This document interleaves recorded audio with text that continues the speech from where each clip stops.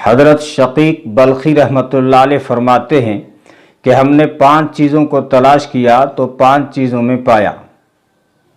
گناہوں کو چھوڑنے کی قوت، گناہوں کو چھوڑنے کی طاقت ہم نے چاشت کی نماز میں پایا۔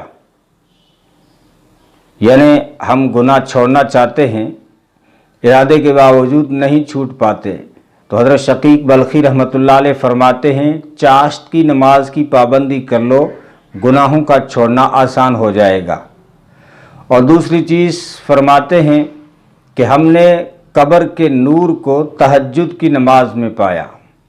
یعنی اگر ہم چاہتے ہیں کہ ہماری قبر میں نور ہو، روشنی ہو، قبر میں اندھیرا نہ ہو، قبر ہمیں دبوچے نہیں، بھینچے نہیں، بلکہ جنت کا باغ بنے، روشنی کا مینار بنے، تو اس کے لیے فرماتے ہیں تہجد کی پابندی کرو۔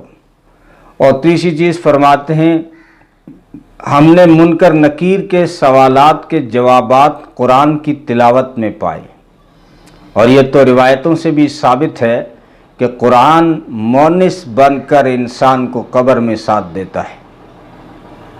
قرآن دوست کی شکل میں، اگر عورت ہے تو سہیلی کی شکل میں قبر کے اندر اتر جاتا ہے دفن کے بعد۔ جب منکر نکیر آتے ہیں اور اس سے سوال کرتے ہیں تو قرآن اس کا وکیل بن کے کہتا ہے جو پوچھنا ہے مجھ سے پوچھ لو، یہ ابھی آیا ہے تھکا ماندہ، اس سے سونے دو، جو پوچھنے آئے ہو، جو پوچھنا چاہتے ہو مجھ سے پوچھ لو۔ تو منکر نکیر کہتے ہیں نہیں، ہم تم سے نہیں، ان سے پوچھنے آئے ہیں، تم بیچ میں سے ہٹ جاؤ۔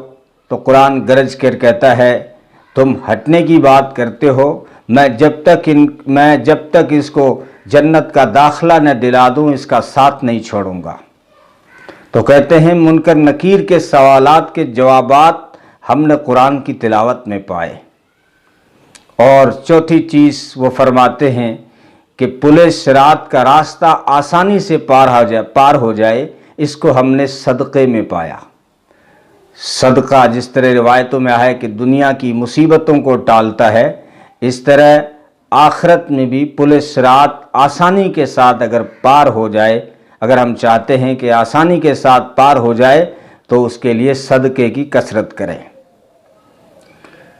اور چوتھی چیز وہ فرماتے ہیں، پانچویں چیز وہ فرماتے ہیں کہ ہم نے عرش کا سایہ خلوت میں پایا، تنہائی میں پایا، گوشہ نشینی میں پایا، جس کا قرآن حکم دے رہا ہے وَاذْكُرِ اسْمَ رَبِّكَ وَتَبَتَّلْ إِلَيْهِ تَبْتِيلًا، کہ اپنے رب کو یاد کیجئے، اپنے رب کا نام لیجئے سب سے الگ ہو کر۔ اب تنہائی سے کیا مراد ہے؟ کیونکہ اسلام گوشہ نشینی اور حجرہ نشینی کا حکم نہیں دیتا۔ تنہائی کا ایک مطلب یہ ہے کہ تنہائی میں اللہ کو یاد کیا جائے، اللہ کا ذکر کیا جائے۔ دوسرا مطلب یہ ہے کہ انسان جب تنہائی میں ہو اور گناہ کا کوئی موقع آ جائے تو اس وقت وہ اپنے رب کو یاد کرے، رب کا دھیان آ جائے، اللہ کا دھیان آ جائے اور گناہ سے بچ جائے، تو یہ بھی گوشہ نشینی ہے۔ اور تیسرا مطلب یہ ہے کہ وہ انسانوں کے اندر ہو، دنیا کے اندر ہو، مخلوقات کے اندر ہو، لیکن ساری مخلوقات کے اندر رہتے ہوئے بھی اپنے رب کو یاد کرے، سب کے بیچ میں ہو کر بھی وہ خلوت میں ہے، یعنی وہاں بھی رب کو نہیں بھول رہا ہے۔ تیسرا یہ مطلب ہے۔